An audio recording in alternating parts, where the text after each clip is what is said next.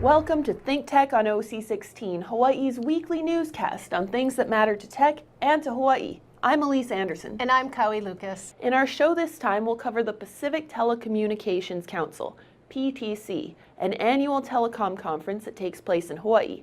This year it was called PTC 17, Changing Realities. PTC is a platform for more than 1,000 leaders from telecom companies, governments, military, humanitarian groups, academia, and emergency services from 50 countries around the world. PTC occupies a unique place in the world of global telecom.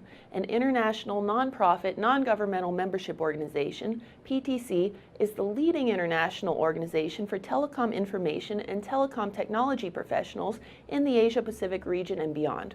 Through its annual conference, community events, committees, and initiatives, PTC brings industry leaders together and provides them with opportunities to build partnerships and share insights on industry trends, strategies, policy and regulation, best practices, and new communication technologies and services. Organized in 1978, PTC held its first annual conference here in 1979. It was incorporated as a Hawaii nonprofit in 1980. This year is PTC's 40th annual meeting, and things are going well. Historically, PTC has met at the Hilton Hawaiian Village and essentially takes over the Hilton Hawaiian Village for its 4-day conference. There are meetings and keynotes and breakouts covering every subject, service, and product that would be of interest to the telecom industry. PTC is mostly, of course, about communication. Its other main function, however, is to provide a networking platform to bring the players together so they can negotiate wide-ranging telecom deals right here in Hawaii. This year's conference started the same as previous conferences, with the Board of Governors and Advisory Council forum and meeting.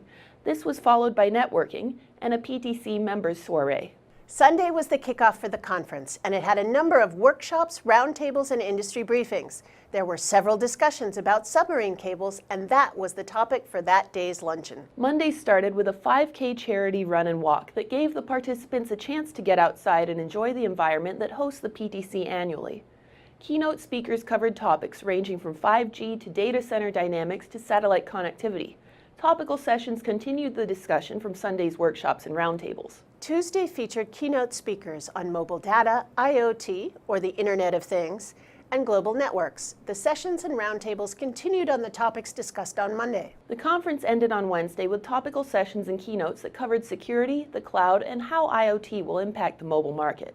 ThinkTech walked the floor and took a look at how the conference was progressing this year, talking to a variety of people who were a part of it and enjoying what the conference had to offer.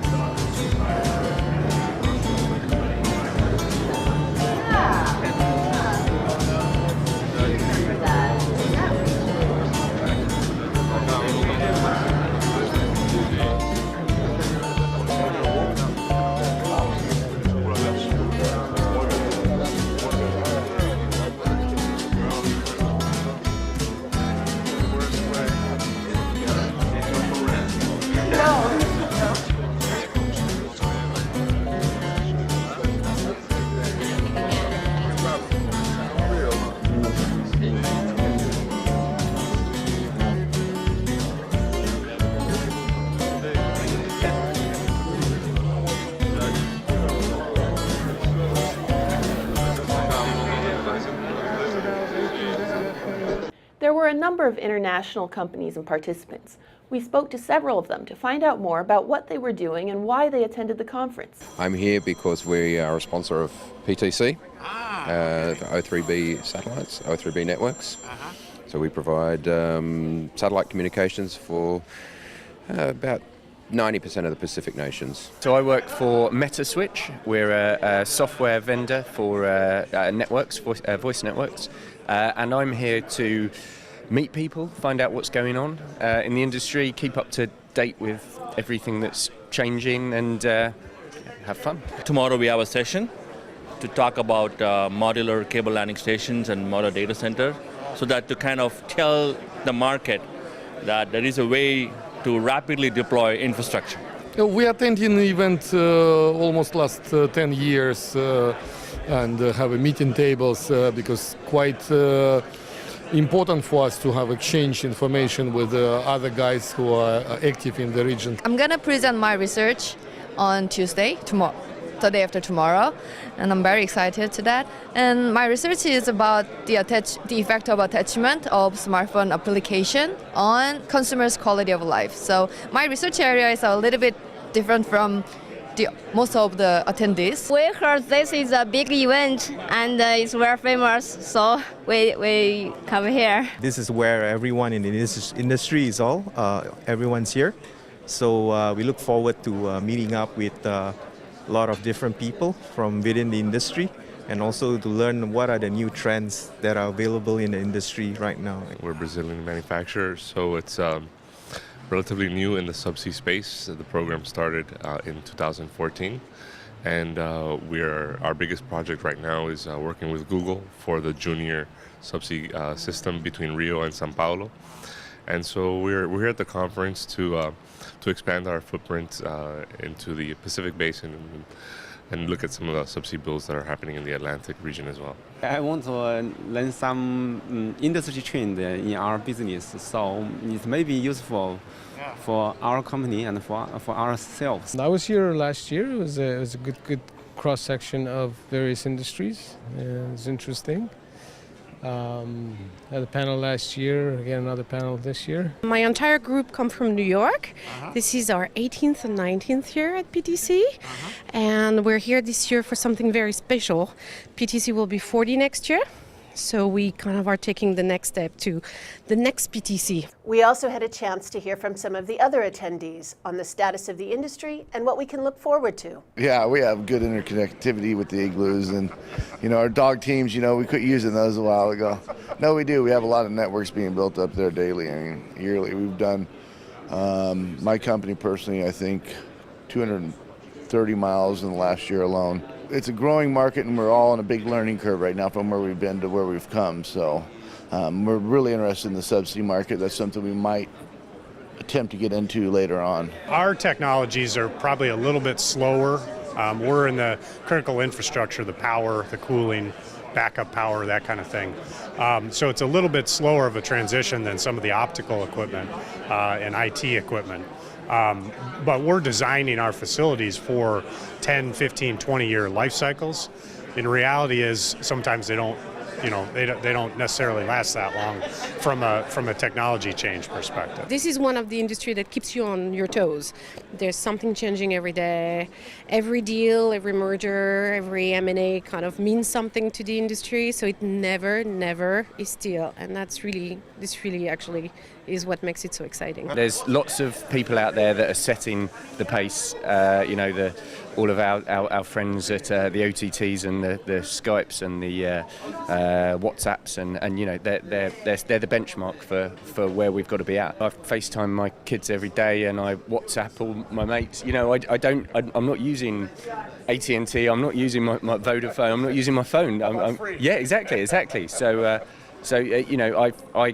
I'm changing my usage habits, and the guys that serve me have to do the same. It's interesting actually to notice that if it's previously everyone tried to make something easy, which can be done like Asia, west coast of US, or some, let's say, most demanded routes. Nowadays, the people trying to do more complicated projects.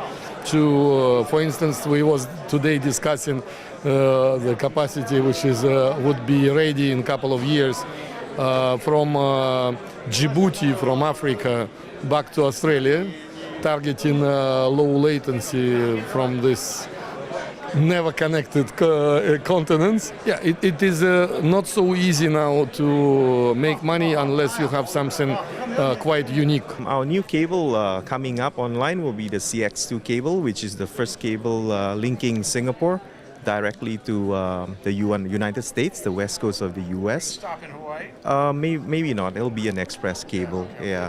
So we are looking at a low latency cable, and also as a redundant diverse route linking Southeast Asia, especially Singapore, directly to the continental US. The market is such that if you're going to acquire fiber, it's very difficult because Brazil as a market is a little bit protectionist as far as the companies who have their fiber infrastructure like to keep it their own.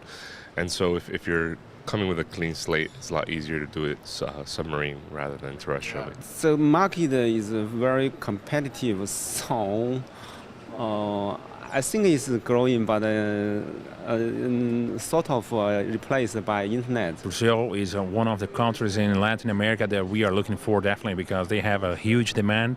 It's not only from the United States, but I mean from Africa, from Europe also.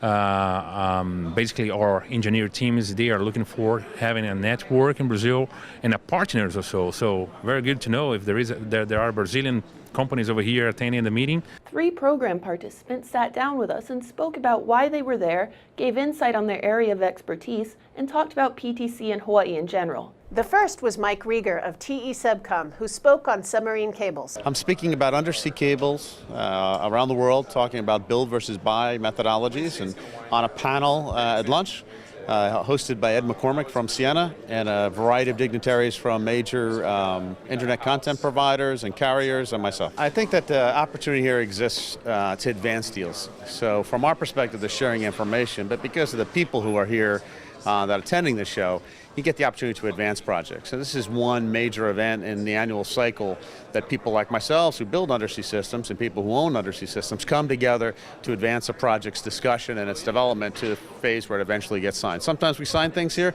but more often we're advancing them towards a signature. Since this is a Pacific event but also has global presence, you would have events in the United States and events in Asia, South, the Middle East and the like, that where other people with the same group of people would come together and further advance the discussions that they're having on particular projects. Because it takes about 18 months, 24 months on typical situation to get a project to fruition. The next big thing is the amount of cable required has increased as the amount of internet traffic and the content that's being hosted between images and video and the like has just astronomically skyrocketed over the last few years. So more and more cables are in development and in production right now than have been over the last, say, decade. A cable run across the ocean costs you just as much to maintain as whether it's doing 1 bit per second or it's doing 100 terabits per second.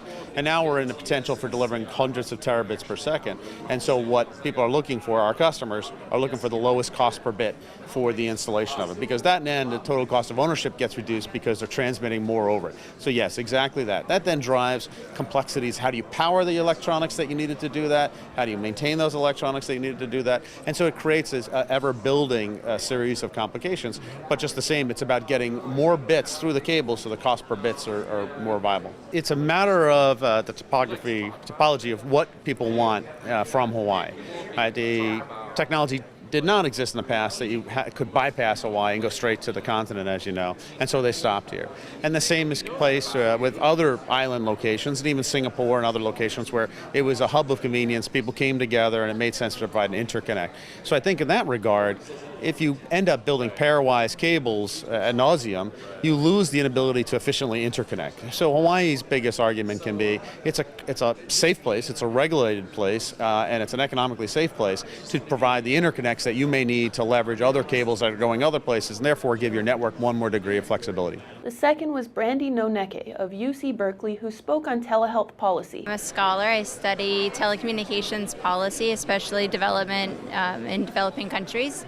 And I just got done presenting on telehealth policy. I was presenting about the interplay, I think, especially between telehealth policy and broadband deployment and the need for collaborative development of ICT platforms. Especially if we look forward to the year 2050, a large portion of the world's population will be over 60 years old. We're going to see a dramatic increase in chronic disease. We're going to see an increase in urbanization, and we need to be prepared to deal with this growing number of people who will need better care. And I think the way to do that is through telehealth and patient-centered care to keep people out of hospitals. Can you imagine the effect of this on our economy? How will we treat these patients in an equitable and effective way? We need to be able to implement telehealth, and that means we need strong telecommunications policies and broadband deployment. I think what we saw with the passing and implementation of the Affordable Care Act was a lot of pressure on hospitals to lower hospitalization and readmittance. And with that, we see the push for identifying new ways of treating patients. And I think one way that's cost effective and overall effective in its approach is telehealth. And my fear with the changing or repeal of the Affordable Care Act is that we will lose that impetus to make our healthcare system more efficient and effective and equitable. Especially with physicians, they're adopting a new methodology, and that can be scary. So I think what's happening now, you see a lot of hospitals, medical schools, training hospitals, teaching their students about telehealth now so that they see it as a way of effectively treating their patients. There's a lot of potential, especially with machine learning. I mean, we have been able to identify that computers can be better at reading charts than doctors can, and this lowers error rates and actually saves lives. So I think just showing physicians and patients that it isn't one or the other, human or machine, but that we will work together, and by working together, we'll be more effective. That brings up an interesting example about telehealth across national boundaries. And yeah, we have this sort of receding back from globalization, and globalization being a negative thing. I think there's no going back. Pandora's box has been opened. We can't just close our borders. And all countries are interconnected, and they only survive because of that interconnectedness.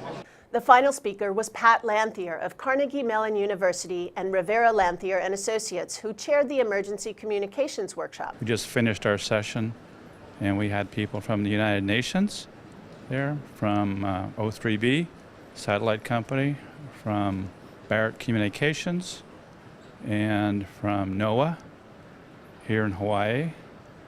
And we had a great session of how to plan for communications for this whole area, 25 plus countries, and the most vulnerable areas in the world. One of the key programs that I'm involved in for the last 10 years or so is a thing called MCIP, the Multinational Communications Interoperability Program, run from U.S. Pacific Command.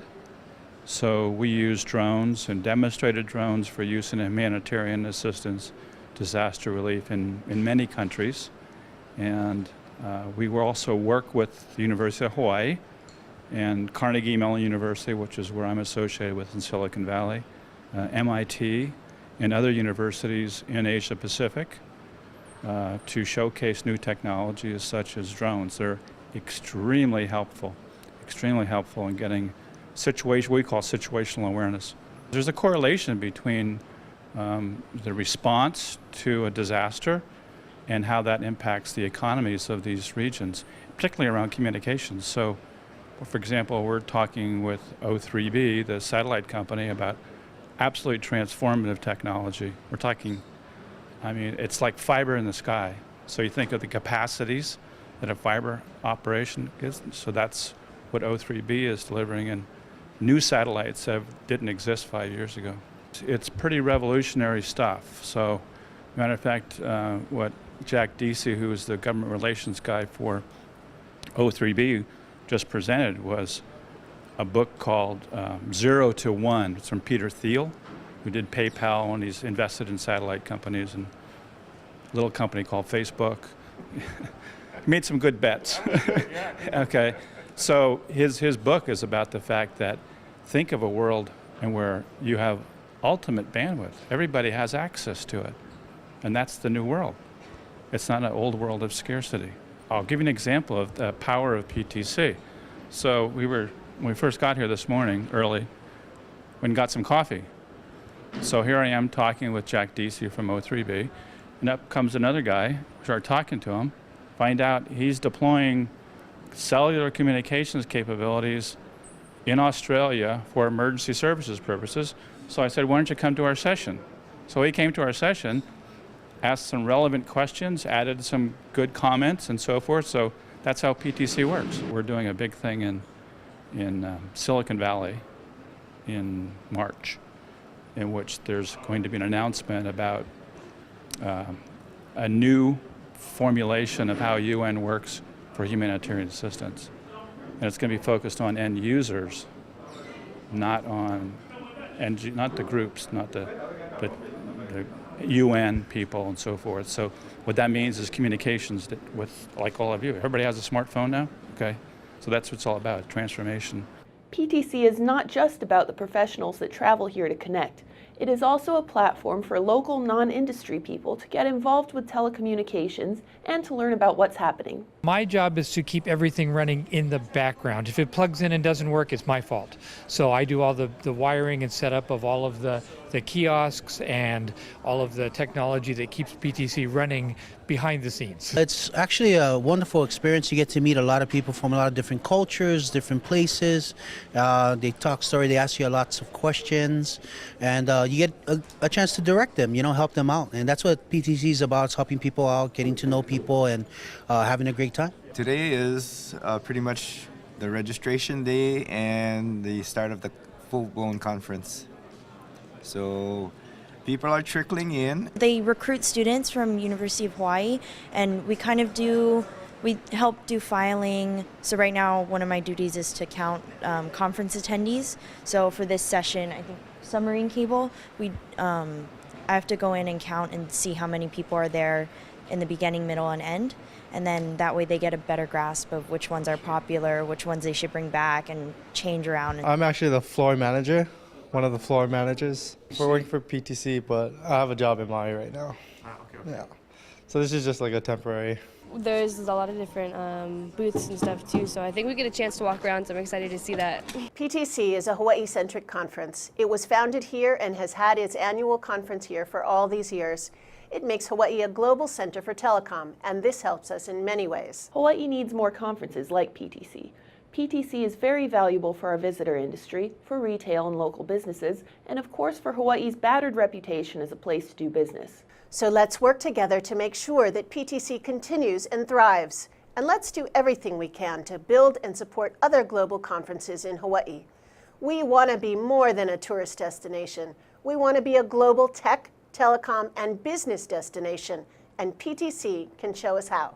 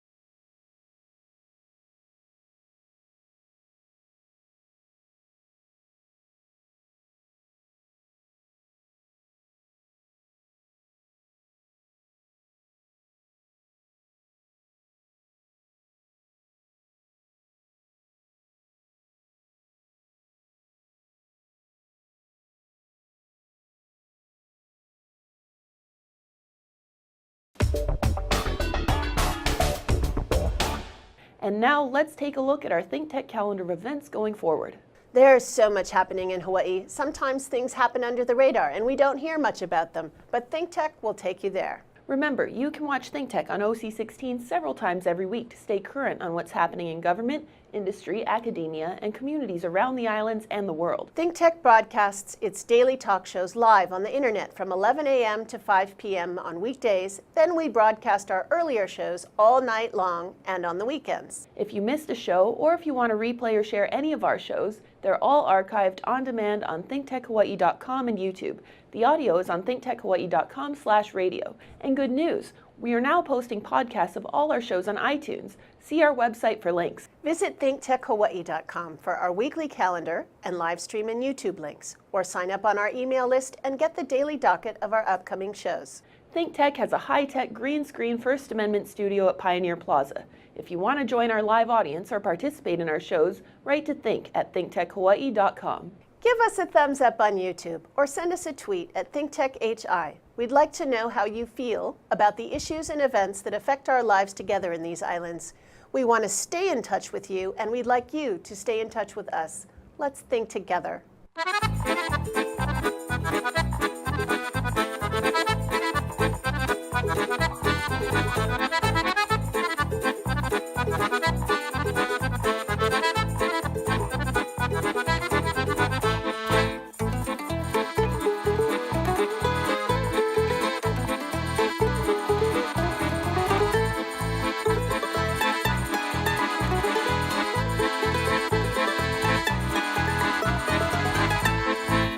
yes, you can call in to our talk shows live.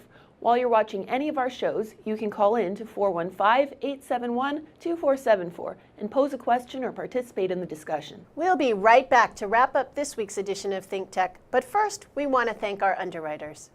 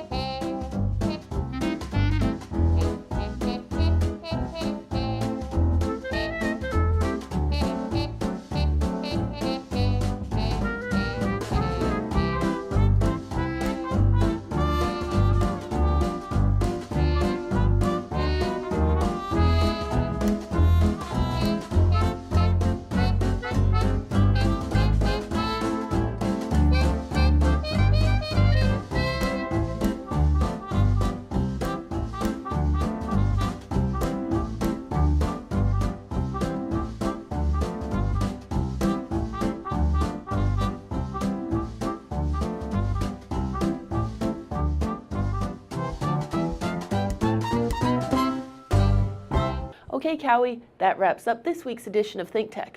Remember, you can watch ThinkTech on OC16 several times every week. Can't get enough of it, just like Kaui does. For additional times, check out oc16.tv. For lots more ThinkTech videos and for underwriting and sponsorship opportunities on ThinkTech, visit thinktechhawaii.com. Be a guest or a host, a producer or an intern, and help us reach and have an impact on Hawaii. Thanks so much for being part of our ThinkTech family and for supporting our open discussion of tech, energy, diversification, and global awareness in Hawaii. You can watch this show throughout the week and tune in next Sunday evening for our next important weekly episode. I'm Elise Anderson. And I'm Kaui Lucas. Aloha, everyone.